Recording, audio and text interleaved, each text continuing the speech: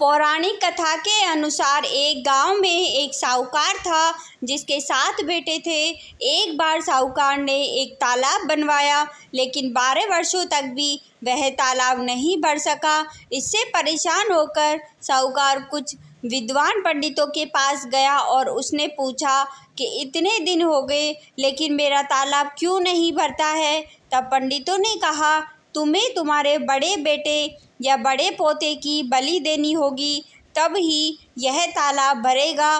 तब साहूकार ने अपनी बड़ी बहू को उसके माता पिता के घर भेज दिया और पीछे से अपने बड़े पोते की बलि दे दी, जिसके बाद तेज बारिश हुई और तालाब पूरा भर गया। इसके बाद बच बारस आई और सभी ने कहा कि अपना तालाब पूरा भर गया है, इसकी पूजा करने चलो। साहूकार अपने परिवार के साथ तालाब की पूजा करने गया।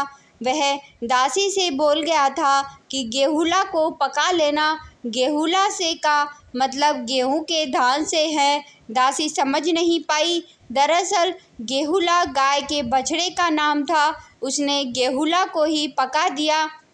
बड़े बेटे की पत्नी भी पीहर से तालाब पूजने आ गई थी। तालाब पूजने के बाद वह अपने बच्चों से प्यार करने लगी।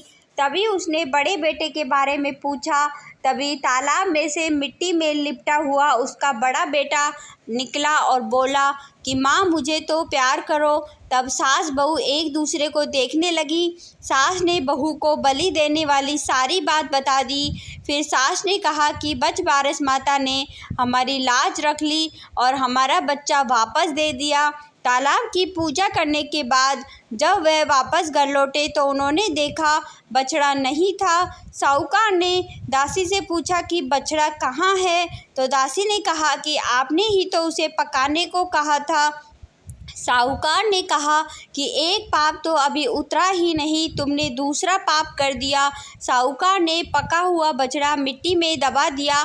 शाम को गाय वापस लौटी तो वह अपने बछड़े को ढूंढने लगी और फिर मिट्टी खोदने लगी। तभी मिट्टी में से बछड़ा निकल गया। साहूकार को पता चला तो वह भी बछड़े को देखने लगा। उसने देखा कि बछड़ा गाय का दूध पीने में व्यस्त था।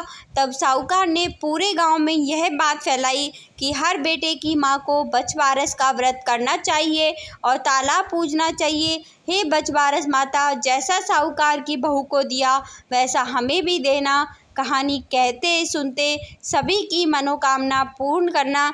यदि ये वीडियो अच्छा लगा हो तो इस वीडियो को एक लाइक करें, कमेंट में राधे राधे लिखें और इस चैनल को सब्सक्राइब करें। धन्यवाद दोस्तों।